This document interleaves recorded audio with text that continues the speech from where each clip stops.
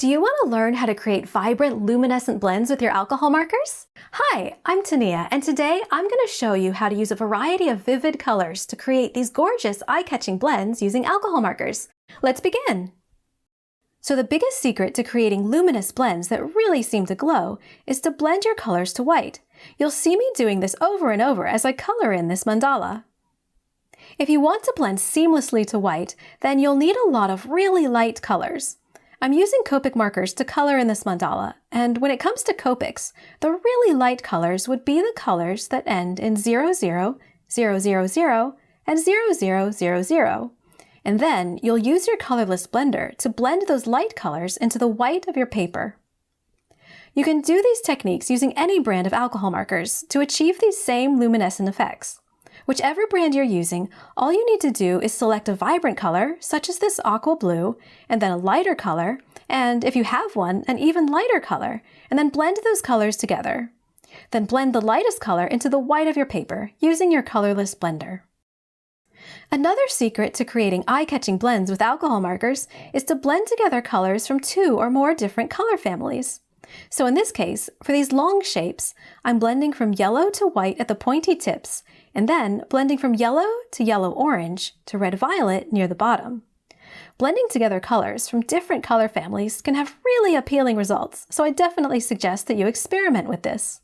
As I color in this mandala, you might notice that I have a tendency to blend from light to dark. In general, this is usually my preference when coloring with alcohol markers.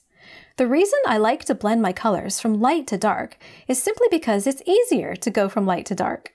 You can always make an area a bit darker, but with alcohol markers, it's really hard to do the opposite and lighten a dark area and still make it look good. So to be on the safe side, I usually prefer to blend from light to dark, so that I go darker bit by bit. That way, I don't accidentally overdo it and make an area too dark. I feel like it makes it easier for me to experiment with how dark I want to go. But with that said, there are times when it is better or easier to blend from dark to light. For instance, if you're creating value with an underpainting, like I demonstrate in my video about coloring in realistic cherries. As I'm coloring in these blue-green shapes, notice that I'm making them darker near the bottom of the shapes, where the shapes seem to end, underneath these teardrop shapes.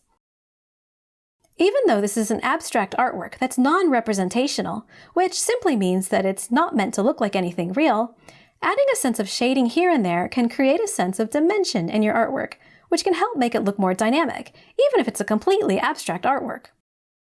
When you blend your alcohol markers to create a sense of shading in mandalas, it makes the mandala look three-dimensional, which is pretty cool. Now this part was tricky, coloring in these background areas behind these detailed shapes. It was tricky because it's such an odd shape, so at first I wasn't sure how I wanted them to look. Like with the other shapes, I blended from light to dark, which allowed me to sit back and assess just how dark I wanted to go in these areas, so I kind of experimented a little. You'll notice that along the edges, I did go pretty dark with violet and red-violet because it creates such a nice contrast against the lighter parts in the middle, as well as a lovely contrast against the yellow-orange shape that outlines it. If any of this feels like it's over your head, you can watch me color in this mandala in real time in my ultimate guide to using alcohol markers, where you can get an up-close look at my coloring and blending techniques from different angles. Printable line art is included, along with color names and color swatches, so you can color along with me. As I'm coloring, a little color swatch will pop up every time I change colors, which makes it even easier for you to follow along. I'll post the link to my ultimate guide to using alcohol markers below this video. Now I'm moving on to the outer portions of this mandala. I'm using a range of yellow and yellow-oranges to color in these shapes, with a darker orange near the bottoms of these shapes. Again, this creates a sense of shading and dimension, even though this is an abstract artwork. Now it's time to color in more of the detailed, smaller shapes. One reason why this mandala is such great blending practice for alcohol markers is because it contains both small, detailed areas as well as larger or longer areas, so you can practice blending in areas of different sizes. Your blending technique will differ a little depending on the size and shape of what you're coloring in. Another reason why mandalas are such great practice for blending is because it trains you to create consistent blends. Since each shape is repeated multiple times, your goal when blending is to make the blends look the same for each repeated shape. For example, you want each repeating shape to be light in the same area, dark in the same area, and have a similar transition zone from light to dark. Because of this fun challenge, coloring in mandalas is perfect practice for creating consistency in your alcohol marker blends. That's why I've included 5 bonus printable mandala coloring pages in my ultimate guide to using alcohol markers. I also offer other sets of printable mandalas on my website, which I'll also link to below this video.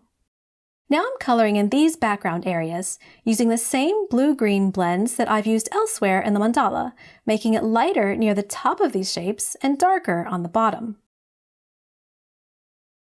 One easy way to create a sense of harmony when you're coloring is to use the same color blends throughout your artwork. So in this case, I've stuck to a palette that consists mainly of yellows, yellow-oranges, red-violets, which are the pinks, violets, greens, and blue-greens. Now we're almost done coloring in this mandala. I'm just coloring in these last outer sections, starting with these long swirly shapes, which go from a really light pink at the outer edges and transition to a darker red-violet along the bottoms of these shapes, especially the very bottom, which helps make these shapes pop against their yellow-orange neighbors. Just a few more shapes to fill in, and then we're all done coloring in this luminescent mandala. It's always so exciting when you get near the end of an artwork and you can see all of your hard work coming together. As you can see, by implementing the technique of blending from a color to white, you can create a really eye-catching sense of vibrancy and luminescence in your artwork. You should definitely try it out. It's a super handy technique that can really make your art sing with color and energy. And the best thing is that it's really easy. And now we're done! Thanks so much for following along as I colored in this mandala.